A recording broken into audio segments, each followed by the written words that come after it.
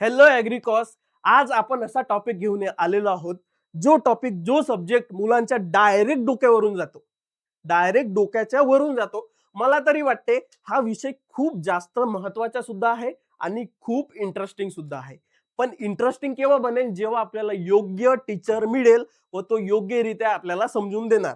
तर मी तुमच्यासाठी माझा जो इकॉनॉमिक्सचे कन्सेप्ट आहे ते तुमच्या पुढे घेऊन आलेलो आहो. बघा हा व्हिडिओ तुम्ही निवांतपणे आरामात बघावा जेणेकरून तुम्हाला एक एक कॉन्सेप्ट तुम्हाला व्यवस्थित समजणार आहे. तर या व्हिडिओमध्ये आपण काय बघणार आहोत मी तुम्हाला सांगतो. या व्हिडिओमध्ये एक कॉन्सेप्ट बघणार आहोत आपण. त्या कॉन्सेप्टचं नाव आहे डिमांड अँड सप्लाय. तुम्हाला येत जरी असेल किंवा तुम्हाला येत सुद्धा नसेल, कृपया दोन्ही कॅटेगरीच्या विद्यार्थ्यांनी हा व्हिडिओ बघावा. जेणेकरून मला तरी वाटते की एकदा हा व्हिडिओ संपला ना, तुम्ही विसरणारच नाही आहात. तुम्हाला माहिती आहे माझे पुराणे व्हिडिओ बघितले तुम्ही, पॅथॉलॉजी, एंटोमॉलॉजी. एका टप्प्यात कसं उडवायला पाहिजे त्यांना, जशा पद्धतीने तो सांगितला आहो त्याच पद्धतीने हा टॉपिक सुद्धा तुम्हाला सांगणार आहो मी. पण जर तुम्हाला कसल्याही पद्धतीचा डाऊट असेल या व्हिडिओच्या बाबतीत, ऍग्रिकल्चरच्या बाबतीत, तर बाळांनो तुम्ही या नंबरवरती मला कॉल करावा 9022735965. अदरवाईज तुम्ही जर संभाजीनगरच्या जवळ असाल तर तुम्ही मला ऑफिसमध्ये तुम्ही बरोबर 12 ते 6 वाजेपर्यंत केव्हाही भेटू शकता. मी तुमच्या सोबत गोष्टी करायला, तुमचे डाऊट सॉल्व्ह करायला केव्हाही उत्सुक असणार. बघा आता आपण आपल्या टॉपिकला सुरुवात करूया. टॉपिकला नेम आहे बच्चा डिमांड अँड सप्लाय. त्याकरता आपल्याला काय करावं लागेल, पहिल्यांदा डिमांड म्हणजे काय होते तो समजावं लागेल. ही आहे आपली डेफिनेशन. पण आपण या गोष्टीकडे लक्ष द्या. हा काय म्हणताय आपल्याला, डिझायर फॉर समथिंग. डिझायर म्हणजे आवड. आवड आवड म्हणजे एखादी गोष्ट पाहिजे असणे. काय असणे? पाहिजे असणे. बरोबर आहे ना? एखादी गोष्ट पाहिजे असणे. पण पण एक अट आहे की ती गोष्ट घेण्याची ऐपत अयपत सुद्धा. निवांत राहा मी सांगतो. हा काय चक्कर आहे, निवांत राहा मी सांगतो. म्हणजे मला आवड आहे BMW कार घेण्याची, पण नुसतं आवड असणे कामाचं नाही. माझ्या खिशात तेवढा पैसा पण पाहिजे की ती BMW कार मी घेईन. एखादा भिकारी आहे, त्याला वाटते की यार काश मैं 1 एकर जागा ले लेता. काश मी 1 एकर जागा घेतलो असतो. पण त्याच्या म्हणण्याने होईल का? नाही. त्याच्या खिशात पैसे असतील तेव्हाच. आता मला आलिया भट आवडते, पण माझ्या म्हणण्यानेच असेल का? नाही. माझ्या खिशात पैसे असतील, माझ्यामध्ये जी ॲबिलिटी असेल की तिला मी बायको बनवू शकणार, तेव्हाच मी त्या गोष्टीला डिमांड म्हणू शकणार. अदरवाईज बघा, एखादा छोटासा मुलगा आहे बाळांनो, एखादा छोटासा मुलगा आहे. यो है वो बच्चा. याला वाटते की चॉकलेट घेवावा. पण वाटल्यानं काय होते का? त्याच्या बापाजवळ एवढा पैसा पण पाहिजे की तू 5 रुपयाचा चॉकलेट घेऊन दे. 5 रुपयाचा चॉकलेट घेऊन देईल. त्याच्या बापाजवळ इतका पैसा पाहिजे. जर तो फक्त चॉकलेटची डिमांड करताय, चॉकलेटची आवड करताय, पण त्या चॉकलेट घेण्याच्या एवढे त्याच्याकडे पैसेच नाही, तर तिला डिमांड कन्सिडर करणार नाही. डिमांड केव्हा कन्सिडर करणार? जेव्हा चॉकलेट घेण्याची याच्याजवळ पैसे पण असतील, तेव्हाच उसको आपण डिमांड बोलेंगे. म्हणजे desire for something and ability to pay for it is known as desire. समजला का नाही? अय बाबू, समजला ना तुला? आता आपण दुसऱ्या टप्प्यावरती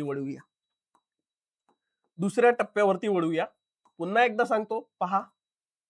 पुन्हा एकदा सांगतो की एखाद्या गोष्टीची आवड असणे हीच गोष्ट कामाची नाही, त्या गोष्टीला पैसे देण्याची पण ऐपत पाहिजे.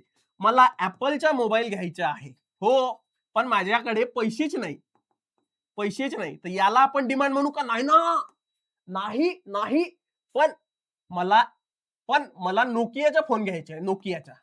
हो, नोकियाचा फोन घेण्या इतके माझ्याकडे पैसे आहेत. तर याला आपण काय म्हणणार? डिमांड. याला आपण काहीच नाही म्हणणार, कपोल कल्पना म्हणणार. याला काय म्हणू? कपोल कल्पना. घ्यायचं तर आहे पण पैसा नाही आहे. इसको क्या बोलेंगे? कपोल कल्पना. पण माझ्याकडे नोकियाची आवड आहे. मला नोकियाला घेण्याकरता पैसा आहे. उसको का बोलेंगे मुन्ना? उसको बोलेंगे अपन डिमांड. समोर जाऊया. डिमांडचे प्रकार असतात. हो, तुम्हाला पण माहिती आहे डिमांडचे प्रकार असतात. पहिला प्रकार प्राइस डिमांड, दुसरा प्रकार इन्कम डिमांड, तिसरा प्रकार क्रॉस डिमांड, चौथा प्रकार डिराइव्ह डिमांड. हे काय प्रकार आहे ना, हे काय भानगड आहे तुम्हाला एका टप्प्यात सांगतो, माहिती सांगतो, तुम्ही कधी विसरणारच नाही. आई शपथ. पहिल्यांदा आपण सुरुवात करूया छोटूशा गोष्टीपासून. ते छोटूशी गोष्ट आहे प्राइस डिमांड. हिला मी छोटूशी गोष्ट का म्हटलं माहित आहे का?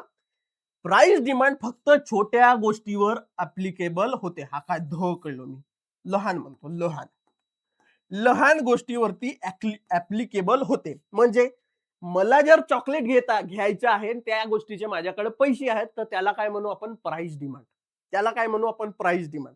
मला एखादा शर्ट घ्यायचा आहे आणि त्या शर्ट घेण्याकरता माझ्याकडे पैसे आहेत, तर त्याला काय म्हणू आपण? Price demand. सांगतो मी काय बोलतो तो सांगतो तुम्हाला. थांबा. फक्त हा जो वरवर जो बोललो ना त्याच्याकडे लक्ष असू द्या. आता इन्कम डिमांड, हे दोन्ही जेव्हा मी तुम्हाला कम्पेअर करून सांगेन ना, इन्कम डिमांड आणि प्राइस डिमांड, तेव्हाच तुमच्या डोक्यामध्ये घुसेल, अदरवाईज नाही.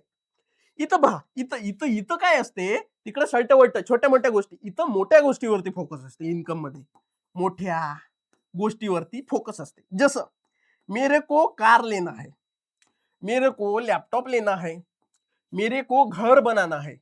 घर, याच्याकरता तुझ्याकडे पैसे नाही पाहिजे, तुझ्याकडे इन्कम पाहिजे, जे की तू वर्षाच्या अखेरीला तुझ्या हातात भेटते, वर्षाच्या एंडिंगला तुझ्या हातात भेटते. बाळा, तुला तर नाही भेटत मला माहित आहे, पण तुझ्या वडिलाला भेटते. इसको बोलेंगे इन्कम डिमांड. मला कार पाहिजे आहे ना, कार घेण्याजोगती माझी संपत्ती आहे, उसको का बोलेंगे? Income demand. कम्पेअर करून सांगतो, पहा आता कम्पेअर करून सांगतो म्हणजे तुम्हाला व्यवस्थित समजेल. प्राइस डिमांड, इन्कम डिमांड सांगतो, पहा. ही जनरली प्राइस डिमांड नाही का, लहान गोष्टीवरती वर्क करते, लहान गोष्टीवरती. आणि ही इन्कम डिमांड आहे, ही मोठ्या गोष्टीवरती वर्क करते. सांगतो, इधर तुमच्याजवळ पैसे कमी असले तरी चालते, पण इकडे तुमच्याकडे पैसे जास्त पाहिजे ना. काऊन? मला सांगा, तुम्ही कमी पैशामध्ये चॉकलेट घेऊ शकता? हो. कमी पैशामध्ये तुम्ही कपडे घेऊ शकता? हो. कमी पैशामध्ये तुम्ही चप्पल घेऊ शकता, चप्पल जे तुझी मम्मी रोज तुझ्या थोबाडावरती मारते. पण कमी पैशामध्ये तुम्ही घर घेऊ शकता का? कमी पैशामध्ये तुम्ही हे स्क्रीन घेऊ शकता का?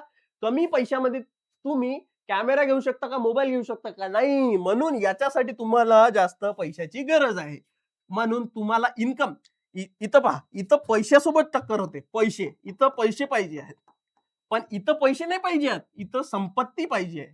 संपत्ती, इथं डायरेक्ट संपत्ती. इन्कम आणि प्राइस मध्ये फरक पहा. इकॉनॉमिक्सची लँग्वेज आहे, तुम्हाला थोडासा धीरज ठेवा लागेल. काय म्हणते? इधर तुम्हारे पास पैसा रहेगा, चलेगा, माझ्याकडे बसने जाण्याचे पैसे आहेत, चालेल. पण इकडे पैसे नाही, इकडे संपत्तीची गरज असते. तुझ्याकडे इन्कम किती आहे, वर्षभरात किती कमवतेस? म्हणून इथं ह्या इन्कम डिमांड मध्ये तुला काय घ्यावं लागते? इथं तुला लॅपटॉप पाहिजे आहे, टॅबलेट पाहिजे आहे, घर पाहिजे आहे, किंवा एखादी सुंदर अशी एक बायको पाहिजे आहे. तर बायको पाहायला जातो पहिल्यांदा, तर आपल्याला काय विचार, तुझी इन्कम किती आहे बाबू? हेच आहे इन्कम डिमांड. प्राइस डिमांड म्हणजे एखादी गोष्ट घेण्याचे पैसे, छोटी गोष्ट घेण्याचे पैसे देण्याची आपली कॅपॅसिटी, उसको क्या बोलेंगे? Price demand. पण मला घर घ्यायचे आहे, एखादी मोठी गोष्ट घ्यायची आहे आणि त्या घेण्यासाठी माझ्याकडे पैसे पण आहेत, उसको का बोलेंगे? भाईस नाही बोलेंगे, उसको बोलेंगे अपन इन्कम डिमांड. पुढे जाऊया. समजला असेल, मला वाटते की तुम्हाला समजला. हो. अभी बोलेंगे क्रॉस डिमांड. जे थंबनेल मध्ये तुम्हाला इमेज दिसली असेल कशाची, सिलेंडर आणि इंडक्शनची, तो सांगतो. क्रॉस डिमांड म्हणजे काय होते? दोन लोक असतात. कसे दोन लोक? मला सांगा, मार्केटमध्ये दोन मॅथ टीचर आहेत. सांगतो, मार्केटमध्ये एक ए नावाचा मॅथ टीचर आहे आणि एक बी नावाचा मॅथ टीचर आहे. पहा बाळांनो, गलतीनं हा ए नावाचा मॅथ टीचर हा मेला. मेला. ओय रामनाम सत्य होय, मेला मर गया. तर मला सांगा, यावाल्या मॅथ टीचरची डिमांड डायरेक्ट वाढेल. समजत आहे का? इधर इधर देख. मार्केटमध्ये फक्त 2च मॅथचे टीचर आहेत. मी काय म्हणतो त्याच्याकडे लक्ष द्या ना. जास्त आहेत मला पण माहिती आहे, पण समजावण्यासाठी मार्केटमध्ये फक्त 2च मॅथचे टीचर आहेत. किती? दुई ठो. पण तिथून ये नंबर वाला जो मॅथ टीचर आहे ना, वो समाप्त हो गया. वो समाप्त हो गया, वो मर गया, खतम हो गया. तर मला सांगा, इथले पण पूर्ण स्टुडंट याच्याकडे जाणार आणि बाकी सगळे स्टुडंट मॅथवाले याच्याकडे जाणार. झाला का नाही? याचा डायरेक्ट डिमांड वाढला का नाही? इसको जो बोलते है क्रॉस डिमांड. यालाच काय म्हणतो आपण? Cross demand. क्रॉस डिमांड म्हणजे एखाद्या गोष्टीची प्राइस वाढणे किंवा एखाद्या गोष्टीची सप्लाय कमी होणे, त्याच्यापासून दुसऱ्या गोष्टीची डिमांड ऑटोमॅटिक वाढणे, इसको बोलेंगे आपण क्रॉस डिमांड. हे ज्याला मॅथमॅटिकली सांगितलं, आता तुम्हाला व्यवस्थित सांगतो. मला सांगा मार्केटमध्ये टी आहे. टी म्हणजे काय होते? टी म्हणजे होते चहा आणि त्याच बाजूला मार्केटमध्ये कॉफी आहे. बरोबर आहे का नाही? आता मला सांगा, जर बाळांनो टीची प्राइस खूप वाढली, टीची प्राइस समजून जा, टी जवळपास 500 रुपये कप भेटत आहे, तर तुम्ही 500 रुपये कपवाली चहा पिणार का? नाही. त्या व्यतिरिक्त तुम्ही पिणार 20 रुपयेवाली कॉफी. म्हणजे एखाद्या गोष्टीची किंमत वाढली ना बच्चा, तर दुसऱ्या गोष्टीचं काय वाढेल? डिमांड वाढेल. कॉफी लई महाग झाली, टी लई, चाय लई महाग झाली, मी आता चाय पिणार नाही, आता मी कॉफी पिणार. का? कारण की चायची प्राइस वाढली. तोच लॉजिक आपल्याला इथं कामात येईल. कुठं? या एलपीजी गॅसवाल्या कॉन्सेप्ट मध्ये. ये देखो, एलपीजी गॅसवाला कॉन्सेप्ट. एलपीजीची प्राइस वाढली. अरे हो, सप्लाय कमी झाला. सप्लाय कमी झाला म्हणूनच तर प्राइस वाढली ना. बरोबर आहे की नाही? एलपीजीची प्राइस वाढली म्हणून इंडक्शनची डिमांड ही ऑटोमॅटिकली जास्त झाली. समजत आहे का? एखाद्या गोष्टीची सप्लाय किंवा प्राइस कमी होणे, पण त्याच्यामुळे त्याच्या लगतची गोष्टीची डिमांड वाढणे, उसको काय बोलेंगे? उसको बोलेंगे क्रॉस डिमांड. समजला का एलपीजी वाला कॉन्सेप्ट? ह्या पठ्ठ्याची प्राइस वाढली म्हणून ह्या पठ्ठ्याची डिमांड वाढली. इधर स्ट्रेट मला सांगा, प्राइस वाढली. एलपीजी पहिले 100ची होती, पकडा. आता एलपीजी 500 रुपयाची झाली. पण आपल्याला हे जो इंडक्शन आहे हा 100 रुपयालाच भेटत आहे ना, तर तू एलपीजी वापरशील का? नाही. तू इंडक्शन वापरशील. आपल्या बायकोला काय म्हणशील? नाही हो, आता सिलेंडर लई महाग झाला, सिलेंडर नाही वापरू, आपण वापरू इंडक्शन स्टोव्ह. 100 रुपयात काम भारी. बरोबर आहे की नाही? Cross demand. आता मला सांगा, अजून एक एक्झाम्पल देतो तुम्हाला. एक एक्झाम्पल देतो आणि समाप्त करतो. हा, मला सांगा पेट्रोलची प्राइस जर वाढली तर ऑटोमॅटिक लोक डिझेलकडे जातील. पेट्रोलची प्राइस वाढली तर ऑटोमॅटिकली लोक डिझेलची डिमांड वाढवतील. मेरे को डिझेल होना. बरोबर आहे की नाही? हे आहे क्रॉस डिमांड. आता आपण बघूया डिराइव्ह डिमांड. हे डिराइव्ह डिमांड काय असते मी तुम्हाला सांगतो. काय असते पहा. एग्जाम्पलने सांगतो तुम्हाला, म्हणजे थोडं व्यवस्थित समजेल. है क्या जगह? इधर होएंगी जगह, इधर है. एग्जाम्पलने सांगतो. पहा, इकडे राहील इनपुट. मैं कहने क्या चाहता हूं मुन्ना, ये देखो, इधर आहे इनपुट, इकडे आहे आउटपुट. शेतीच्या नुसार बघू आपण. शेती तुला लक्षात राहणारच, मला माहित आहे. शेतीच्या नुसार बघू. शेती. मला सांगा आउटपुट. जर तू धानाची शेती घेतेस, कॉटन लावतेस, पकड. जर तू कॉटन लावत आहेस आणि कॉटन साठी तुला इनपुट काय लागतील? पहिल्यांदा सीड लागेल, हो. फर्टिलायझर वॉटर लागेल तुला, हो. अजून पेस्टिसाइड वगैरे लागतील तुला, पेस्टिसाइड इत्यादी. पकडा ना. मॅन फोर्स लागेल तुला, माणसाची ताकद लागेल. बरोबर आहे की नाही? तर पहा, ह्या सगळ्या गोष्टी लागतील कशासाठी? कॉटनच्या प्रोडक्शनसाठी. समजला का? इकडे पहा, मी सांगतो तुम्हाला. हा काय चक्कर चालवत आहो ना, मी तुम्हाला सांगतो. पहा, ह्या कॉटनच्या तुला प्रोडक्शन पाहिजे, त्याकरता तुला काय लागेल? सीड लागेल. फर्टिलायझर लागेल, वॉटर लागेल, अजून पेस्टिसाइड लागेल, अजून माणसाची ताकद सुद्धा लागेल. तर या प्रोडक्शनसाठी तुला म्हणजे या आउटपुट काय येतं? प्रोडक्शन आहे ना कॉटन, कॉटन, कॉटन. या आउटपुटसाठी तुला काय लागत आहे? इनपुट. यालाच म्हणतो आपण डिराइव्ह डिमांड. एका टप्प्यात सांगतो पाय. आउटपुट काय होता आपला? Final product. फायनल प्रोडक्ट होता ना कॉटन प्रोडक्शन. फायनल प्रोडक्टसाठी जर आपण इनपुट घेत आहोत, यालाच म्हणतात आपण डिराइव्ह डिमांड. एका टप्प्यात सांगतो पहा. एका टप्प्यात सांगतो पहा. मला म्हणजे एखाद्या कंपनीला कार बनवायची आहे. काय बनवायची आहे? कार. एखाद्या कंपनीला कार बनवायची आहे. तर काय कारसाठी तुला चक्के पण लागतील कंपनीला. कारसाठी इंजिन पण लागेल. कारसाठी लोहा पण लागेल. तर मला सांगा त्या कंपनीला कार बनवायची आहे. तर ते डिमांड कशाची करताय? ते डिमांड लोह्याची करताय, ते डिमांड चक्क्याची करताय, ते डिमांड करताय इंजिनची. म्हणून याला डिराइव्ह डिमांड म्हणतात, की एखाद्या फायनल प्रोडक्ट काय आहे ती कार. एखादा फायनल प्रोडक्ट साठी आपण माग कशाच्या लागलो? क्या चाहिए अपन को? आपल्याला पाहिजे इनपुट. ह्या वेगवेगळ्या इनपुट यालाच म्हणतो आपण डिराइव्ह डिमांड. एका टप्प्यात कार्यक्रम भारी. एका टप्प्यात कार्यक्रम भारी. एक एक्झाम्पल देतो, याच्यानं मोकळा करतो. मला खायची आहे बिर्याणी. बिर्याणी मेरे को खानी है, मेरे को खानी है बिर्याणी. मला खायची आहे बिर्याणी. बिर्याणी बिर्याणी तुला आयती भेटेल का? दुकानावर जाशील भेटशील, पण तुला बनवून खाणी आहे. तर त्याकरता तुला काय लागेल? मसाले. मसाले तुला लागेल चिकन, तुला लागेल राईस इत्यादी ETC. बरोबर आहे. या सगळ्या गोष्टी लागतील. तुला बिर्याणी बनवायची आहे, त्याकरता तू डिमांड कशाची करतायस? मसाल्याची. मला मसाला पाहिजे, मला चिकन पाहिजे, मला राईस पाहिजे, मला ETC इत्यादी गोष्टी पाहिजेत, कांदा पाहिजे इत्यादी वगैरे. तर या सगळ्या हे झाले इनपुट ना. हा झाला आपला आउटपुट. आउटपुट म्हणजे फायनल आखरीच्या प्रोडक्ट. या आखरीच्या प्रोडक्टसाठी आपण डिमांड कशाची करतो? याला यायचे ह्या गोष्टीची, या इनपुट गोष्टीची. इसकोच काय बोलेंगे आपण? Derive demand.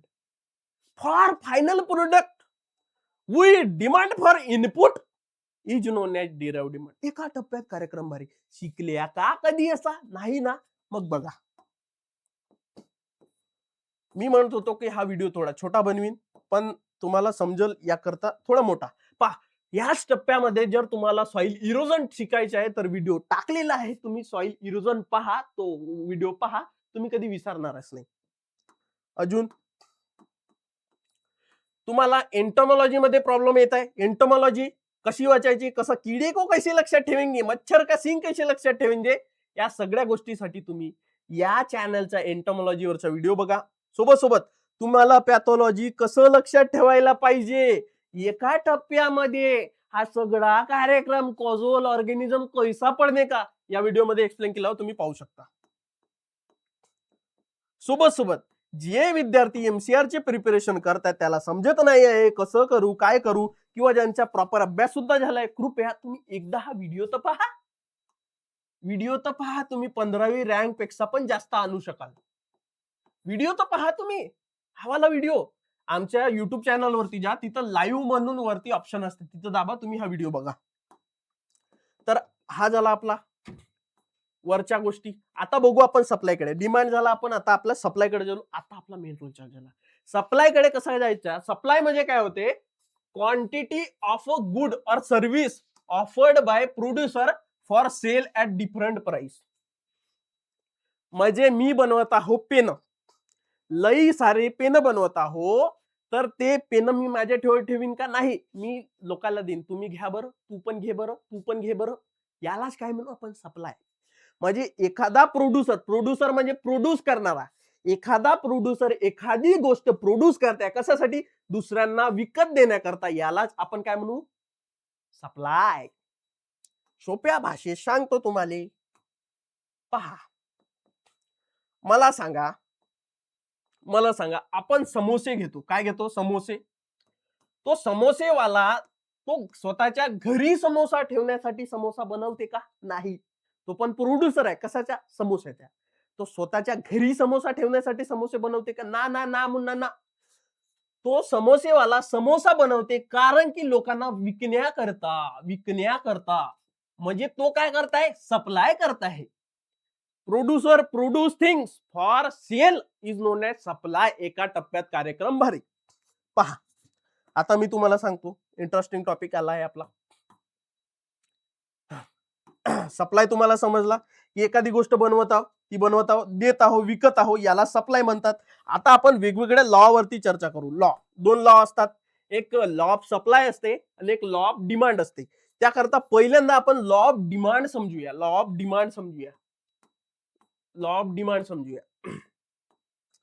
तुम्ही एक गोष्ट नेमकी लक्षात ठेवायची, जो लॉ ऑफ डिमांड असते ना, जो लॉ ऑफ डिमांड असते ना, तो मेनली फोकस करते कोणावर? तुझ्या आयटमवर नाही, तो मेनली फोकस करते कंझ्युमर वरती. कंझ्युमर म्हणजे त्याला आपण गिरायक म्हणतो. गिराईक, त्यालाच आपण मराठीत काय शब्द आहे सर कंझ्युमरला, गिराईकला? जो विकत घेते, घेणारा, जाऊ दे, घेणारा, विकत घेणारा. जो विकत घेणारा व्यक्ती आहे, हा जो लॉ ऑफ डिमांड आहे त्याच्यावरती फोकस करते. कसं मी सांगतो. पहा इकडे पहा, हे गोष्ट इथं लिहून राहू द्या. पहा मी सांगतो. लॉ ऑफ डिमांड काय म्हणते, कंझ्युमर आहे ना, कंझ्युमर ग्राहक कंझ्युमर म्हणजे ग्राहक, जो घेते वस्तू.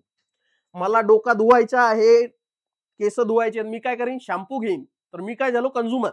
हा जो ग्राहक आहे, आता आपल्याला शॅम्पू भेटत आहे वाटिका शॅम्पू भेटत आहे. तो वाटिका शॅम्पू 1 रुपयाला भेटत आहे. तर हो मी घेणार, पण मला सांगा, तोच वाटिका शॅम्पू आता एक पॉकेट 100 रुपयाला भेटेल. तू घेशील का? नाही ना. म्हणजे पहा, जेव्हा एखाद्या गोष्टीची किंमत कमी असते तर तिची डिमांड जास्त असते. म्हणजे मी आहो, माझे 4 भाऊ, माझ्या 4 बहिणी, माझे 2 मायबाप, माझी आजी, माझी गर्लफ्रेंड. तर 1 रुपयाची वस्तू भेटत आहे तर आम्ही घेऊन. पण मला सांगा, तोच वाटिका शॅम्पू 100 रुपयात झाला तर घेऊन का आम्ही? नाही, मातीनं डोका रगडू आम्ही, पण ती गोष्ट घेणार नाही. म्हणजे हा जो लॉ ऑफ डिमांड काय म्हणते, कंझ्युमर वरती फोकस करते, म्हणते जर एखाद्या गोष्टीची प्राइस वाढली तर तिची डिमांड ही कमी होते. डिमांड काय होते, कमी होते. म्हणजे एखाद्या गोष्टीची प्राइस ना बाळांनो वाढली तर तिची डिमांड काय होईल, कमी होईल. मला एक गोष्ट सांगा, तुम्ही स्वतःचे एक्झाम्पल घ्या की आता आईस्क्रीम तुम्हाला 10 रुपयाची भेटत असेल. स्वतःचे एक्झाम्पल घ्या. तर तुम्ही काय कराल, चल रे पिंट्या, चल रे बबल्या, चल रे चिंटू, चल रे छकुली, सगळ्यांना घेऊन जाल आणि 10 रुपयाची आईस्क्रीम खाल. पण मला तुम्ही बाळांनो सांगा, त्याच आईस्क्रीमची प्राइस आता 100 रुपये झाली. तेरे पैरों के नीचे से जमीन हिल जाएंगी ना, बरोबर आहे की नाही? आता तू नेऊ शकशील का, चल रे पिंट्या, चल रे चिमण्या, नेशील का? नाही. डिमांड कशी कमी झाली, लोक कमी झाले म्हणजे डिमांड कमी झाली. समजला का? लॉ ऑफ डिमांड हाच म्हणते. कंझ्युमर म्हणजे घेणाऱ्या व्यक्तीवर डिपेंड करते की जर एखाद्या गोष्टीची प्राइस वाढली तर ते गोष्ट मी घेईल का? नाही. मग एखाद्या गोष्टीची प्राइस कमी झाली तर ते मी गोष्ट घेईन. फॉर एक्झाम्पल मला सांगा ऍपलचा फोन आहे, ऍपलचा मोबाईल आहे, तो काय म्हणतो आपण त्याला, आयफोन. क्या बोलते हैं अपन उसको, आयफोन. आयफोनची प्राइस कमी झाली तर बहुत लोक घेतील. मी घेईन, माझ्या घरच्यासाठी घेईन, सगळ्यांसाठी घेईन. म्हणजे प्राइस कमी झाली तर डिमांड वाढली. पण आयफोनची प्राइस आता 1 लाख रुपये आहे ना, आता जर झाली 2 लाख रुपये, घेणार का आपण? नाही. मला काय म्हणायचं होतं, तो समजला का तुम्हाला? कम्पेअर करून सांगणार तेव्हा तर अजून चांगल्याने समजेल. पहा, price increases cause demand decreases. Price decreases cause demand increases. क्या चक्कर आहे तुमको बताता मैं. हा लक्षात ठेवा तुम्ही पहिल्यांदा. हा की प्राइस हे इन्व्हर्सली प्रपोर्शनल असते डिमांड नुसार. प्राइस वाढली तर डिमांड कमी होईल आणि प्राइस कमी झाली तर डिमांड वाढेल. आता जेव्हा मी हे दोन्ही लॉ तुम्हाला कम्पेअर करून सांगेन ना, तेव्हा तुम्हाला इझी जाईल. तर त्याकरता तुम्ही याच्याकडे लक्ष द्या. निवांत बसा, हा लॉ एकदा समजा. मी जेव्हा कम्पेअर करून सांगेन हे दोन्ही लॉ ऑफ सप्लाय आणि लॉ ऑफ डिमांड, तेव्हा तुम्हाला अजून व्यवस्थित समजेल. पहा, लॉ ऑफ सप्लाय काय म्हणते, price increases cause supply increases. हा जो लॉ ऑफ सप्लाय आहे ना हा मेनली प्रोड्युसर सोबत डील करते. लॉ ऑफ डिमांड कशासोबत डील करत होता? कंझ्युमर सोबत, ग्राहक सोबत. पण हा जो लॉ ऑफ सप्लाय आहे ना हा विक्रेत्यासोबत डील करते. विक्रेत्यासोबत डील करते. कसं मी सांगतो. मला सांगा, किधर है रे, क्या हो रिला है? मला एक गोष्ट सांगा तुम्ही बाळांनो, एखादा विक्रेता आहे. विक्रेता म्हणजे तो सामान विकतो. दुकानदार.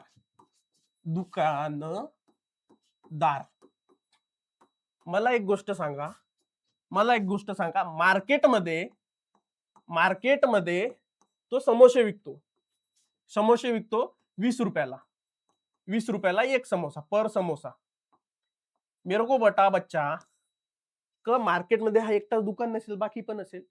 मार्केटमध्ये अचानक समोस्याची प्राइस वाढेल. किती रुपये झाले? 40 रुपये. तर याला काय वाटेल, अरे समोसेची प्राइस आता 40 रुपये झाली, आता बहुत सारे समोसे बनवतो आणि खूप सारे समोसे विकतो सुद्धा.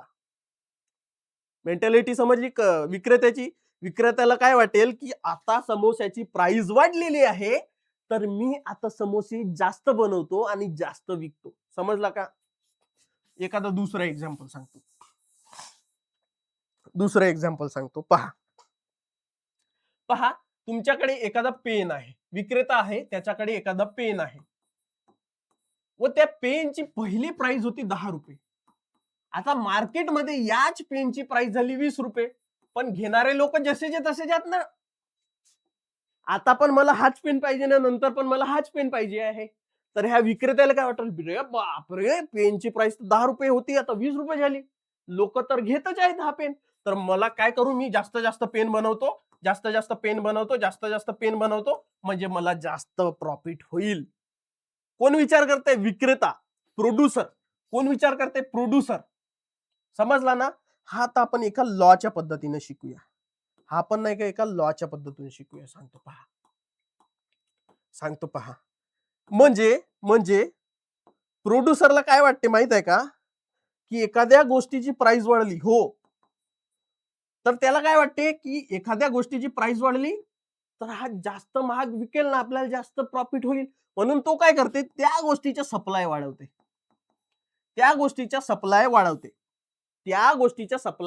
समजला का? म्हणजे तुम्ही पहा, पहिले एखादा व्यक्ती चाय 5 रुपयात विकत होता आणि आता मार्केटमध्ये तीच चहा 10 रुपयाला भेटत आहे. तो काय करेल, अरे 10 रुपयाला चाय झाली म्हणजे प्रॉफिट कितका होईल आपल्याला, म्हणून तो चायचा सप्लाय वाढवते. डायरेक्ट आओ पिलो चहा. बरोबर आहे का? म्हणजे हा लॉ काय म्हणते माहित आहे का? हा लॉ म्हणते बाळांनो, की जर सप्लाय वाढल, जर प्राइस, अरे किधर गई रे, क्या हो रही है जिंदगी में, जर प्राइस वाढेल ना तर सप्लाय सुद्धा वाढेल. समजला का? कोण म्हणते असा? प्रोड्युसर म्हणते. प्रोड्युसर. म्हणून supply directly proportional to price. एका टप्प्यात सांगतो म्हणजे तुम्हाला अजून चांगलं समजेल. कंपेयर करके बताता हूं तुमको. हे पहा, हे डिमांड आणि सप्लाय. पहिल्यांदा हा कशावरती फोकस करते? हा डिमांड फोकस करते कंझ्युमरवरती. कोणावरती? ग्राहक. आणि हा जो सप्लाय आहे ना हा प्रोड्युसर वरती फोकस करते. प्रोड्युसर म्हणजे विक्रेता म्हणू याला आपण. विक्रेता. हे गोष्ट लक्षात आली. मला सांगा यामध्ये कंझ्युमरला असंच वाटेल ना, मी कमी पैसे दिलो पाहिजे आणि मला जास्त सामान भेटलं पाहिजे. म्हणजे जर मला सांगा, मी आहो, हे टी शर्ट जर मला 100 रुपयाला भेटली तर मी घेईन. पण ही जी टी शर्ट मला 500 रुपयाला भेटेल तर मी घेईन का? माझी ऐपतच नाही ना भाऊ तितकी. म्हणजे एखाद्या गोष्टीची प्राइस वाढेल ना तर त्या गोष्टीची डिमांड कशी होईल? कमी. यालाच म्हणू आपण लॉ ऑफ डिमांड. पण आता मी काय करतो, मी टी शर्ट बनवणारा आहे. पहिले मी टी शर्ट घेणारा होतो, आता मी आहो टी शर्ट बनवणारा. मी काय करतो, ही टी शर्ट मी 1-2 विकलो, मला माहित चालला की साला हे टी शर्ट तर लोक घेत आहेत, तर मी या टी शर्टची प्राइसच वाढवली. पहिले 100 ची होती, आता 200 ची किलो. 200 ची किलो तरी लोक घेत आहेत. तर मला काय वाटेल की प्राइस तर वाढवलो मी ना. हो, प्राइस तर वाढवलो मी ना. पण प्राइस सोबत सप्लाय पण वाढवीन ना मी, कारण की मला जास्त प्रॉफिट होत आहे. काय म्हणता हो? लक्ष द्या, लक्ष द्या, लक्ष द्या. एखाद्या गोष्टीची प्राइस वाढली, एखाद्या गोष्टीची प्राइस वाढली, कोण म्हणते असा? प्रोड्युसर. प्रोड्युसर म्हणताय. तर तो काय करते? सप्लाय सुद्धा वाढवते. का का का सप्लाय वाढवते? कारण की कारण की कारण की कारण की त्याला फायदा होत असते. आता बघा, इंडक्शन इंडक्शन जे स्टोव्ह आहेत, इंडक्शन कुकर आहेत, ते पहिले सस्ते भेटत होते. आता जेव्हापासून याची तंगी झाली आहे ना, कशाची? एलपीजीची, तर त्या इंडक्शन वाल्याने आपली प्राइस वाढवली आहे.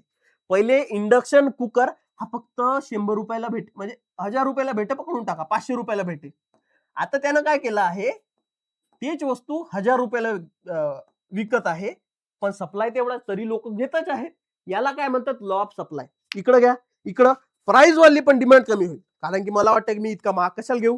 प्राइस कमी झाली, डिमांड वाढल. अरे हे वस्तू 100ची आहे, जर मी 50ला विकीन तर मी काय करीन? 4 लोकांना सांगेन, ते 4 लोक 50 मध्ये टी शर्ट भेटत आहे, चला घेऊया घेऊया. इकडं तसं नाही चालत, इकडं तसं नाही चालत. इथं काय म्हणते? प्रोड्युसर, विक्रेता म्हणते की प्राइस वाढत आहे ना, तर मी जास्त बनवीन, म्हणजे जास्त लोक घेणार. एक छोटासा कॉन्सेप्ट आहे, तो मी तुम्हाला सांगतो. कर्व हा तुम्हाला समजला असेल. जर नाही समजला असेल तर प्लीज माझ्या नंबरवरती मला कॉल करा, मी तुम्हाला अजून व्यवस्थित सांगेन. डिमांड कर्व काय असते तो कॉन्सेप्ट सांगतो. डिमांड कर्व पहिल्यांदा मी तुम्हाला सांगितलं होतं की डिमांड मध्ये जो लॉ ऑफ डिमांड असते ना, जो लॉ ऑफ डिमांड असते तो काय म्हणते? जर एखाद्या गोष्टीची प्राइस वाढत आहे, तर त्याच गोष्टीची डिमांड कशी होईल? कमी होईल. काय प्रकार आहे तुम्हाला सांगतो. पहा, जर एखादी वस्तू 10 रुपयाला भेटत आहे ना, तर तिला घेणारे नाही का 1000 लोक आहेत. बनेल कसा? असा बनेल. डब्बा बनल ना असा. पहा मी काय सांगत पण त्या गोष्टीची जर प्राइस वाढली, 20 रुपये झाली, तर मला सांगा, लोक फक्त 800 घेत आहेत, म्हणजे 200 लोक कमी झाले. 200 लोक कमी झाले म्हणजे डिमांड कमी झाली. लक्ष द्या, लक्ष द्या. काय म्हणता हो? पहिले 10 रुपयाने भेटत होता, तर 1000 लोक घेत होते, म्हणजे जास्त लोक घेत होते. आता 20 रुपयानं तेच गोष्ट विकत आहेत, तर कमी लोक घेत आहेत, म्हणजे डिमांड कमी झाली. कुठे गेला? एक इधर डिमांड कमी झाली. आता 700 लोक घेत आहेत, म्हणजे 300 कमी लोक घेतात. आता पहा, जर अजून मी तिची प्राइस वाढवलो आणि तिची प्राइस केलो मी 70 रुपये. पहिलेच लोक 20 रुपये, 10 रुपयाची गोष्ट 20 रुपयाला झाली, तर पहिले 300 लोक कमी घेत होते, म्हणजे 300 लोकांना डिमांड ही कमी झाली होती. तर मला सांगा, त्याच वस्तूची प्राइस आता 70 झाली, तर किती लोक घेत आहेत? फक्त 200 लोक, म्हणजे डायरेक्ट 1000 वरून 200 म्हणजे 800 लोक कमी घेत आहेत. म्हणजे डिमांड कमी झाली, प्राइस वाढली म्हणून डिमांड कमी झाली. तर कर्व कसा बनला पहा. पहा कर्व कसा बनला. अजून याला असा सांगतो मी तुम्हाला. हा 40 असा इथे येईल. कर्व कसा बनला पहा. कर्व असा बनला. हा कर्व बनला ना असा. कर्व बनला ना असा. असा कर्व बनला, म्हणजे वरपासून खाली जात आहे, म्हणजे डाऊनवर्ड कर्व. डाऊनवर्ड कर्व यालाच निगेटिव्हली स्लोपिंग म्हणू शकतो. निगेटिव्हली स्लोपिंग म्हणू शकतो. बरोबर आहे ना? निगेटिव्हली स्लोपिंग म्हणजे वरून खाली जात आहे, निगेटिव्हली स्लोपिंग. खालून वरती येत असला तर पॉझिटिव्हली स्लोपिंग, आणि हा खाली जाते म्हणजे डाऊनवर्ड जात आहे. कोणी विचारला की हा ओरिजिन सोबत काय रिलेशन आहे? हा कॉन्व्हेक्स शेप नाही म्हणावा. कॉन्व्हेक्स शेप नाही म्हणावा. तुम्हाला समजलं असेल डिमांड कर्व. आता मी तुम्हाला सप्लाय कर्व सांगतो. एकदा सांगू का डिमांड कर्व पुन्हा? पहा मी सांगतो.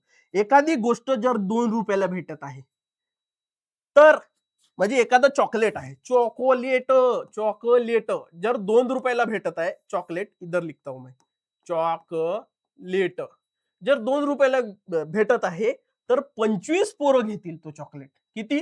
25 पोरं. हा कसा होईल?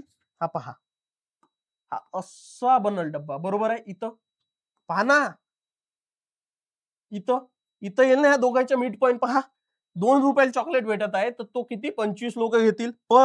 पण बच्चा, जर त्या चॉकलेटची प्राइस 4 रुपये झाली, तर 20च लोक घेत आहेत, म्हणजे 5 लोकांनी कमी झाली डिमांड. 5 लोक कमी घेत आहेत, म्हणजे हा डब्बा कसा बनत आहे पहा. हा डब्बा कसा बनत आहे? आपण आपल्या एंडिंग वर आला हो बाळांनो. डब्बा कसा बनत आहे? असा असा असा बनत आहे. बरोबर आहे की नाही? जर तशाच पद्धतीनं जर याची प्राइस 8 रुपये झाली, इसकी प्राइस 8 रुपये हो गई, 8 रुपये हो गई, तर लोक किती घेतील? फक्त 10 घेतील. म्हणजे हा असा होईल. कर्व कसा झाला? असा. सांगितलं तुम्हाला मगाशी. आता आपण बघूया लॉ ऑफ सप्लाय. छोटासा टॉपिक आहे, कव्हर करून टाकतो हा. पहा, इथला कॉन्सेप्ट तुम्हाला काय सांगितलं होतं मी? इथला कॉन्सेप्ट की जर प्राइस वाढली तर सप्लाय पण काय होतो? वाढतो. त्यानुसार पहा. प्रोड्युसरच्या याच्यावर, विक्रेत्याच्या याच्यावर असते. पहा, एखादी गोष्ट जर 10 रुपयाला भेटत आहे तर तो काय करल? कमी प्रोड्यूस करल. अरे 10 रुपयामध्ये कायच फायदा होते रे मला, आहे की नाही? बोलेल ना तो. पण तेच गोष्ट तो 20 रुपयाला विकत आहे आता. तर प्रोड्युसर काय म्हणलं, 20 रुपयाला विकत आहे तर मी जास्त विकतो, म्हणजे जास्त फायदा होईल. तो दोन लोकांना विकत आहे जास्त. सोबत पहा, जर तीच गोष्ट तो 30 रुपयाला विकत आहे तर तो किती बनवत आहे? तो बनवत आहे 3 चॉकलेट. तीच गोष्ट तो 40 ला विकत आहे म्हणजे तो बनवत किती आहे? 4 चॉकलेट. तीच गोष्ट तो 50 ला विकत आहे, तर तो बनवत किती आहे? 5 चॉकलेट. सप्लायर आहो ना मी. जर एखाद्या गोष्टीची प्राइस वाढवीन तर तिच्या सप्लाय पण वाढवीन ना. म्हणजे मला वाटतं की जास्त लोकांनी घेतला पाहिजे आणि मला जास्त फायदा झाला पाहिजे. समजला का? म्हणजे हा कर्व कसं बनतंय पहा. हा पॉइंट पहा तुम्ही. काहीच नका करू. हा पॉइंट पहा. हे निळ्यावाल्याचे नाही का, हा जो कर्व आहे इथं पॉइंट पहा. इधर देखो बचवा, इधर अखिया रखो हमारे अपनी. पोरी लक्कम पहा, या कर्व कडे जास्त पहा. हा कर्व कसा बनला पहा.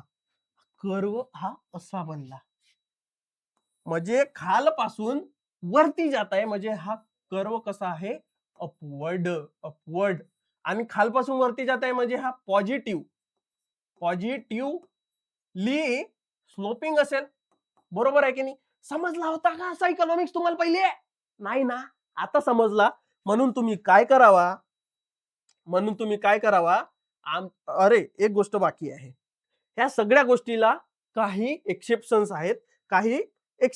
की याला सोडून ह्या गोष्टीवरती हे बाकीचे लॉ फॉलो करतील. जसं गिफ अँड गुड्स आहेत. गिफ अँड गुड्स म्हणजे हे जरुरीचे आहेत. गिफ अँड गुड्स म्हणजे इन्फेरियर गुड्स, म्हणजे हे जरुरीचेच आहेत. यांची प्राइसही वाढली तरी, जसं पहा राईस माहित आहे ना?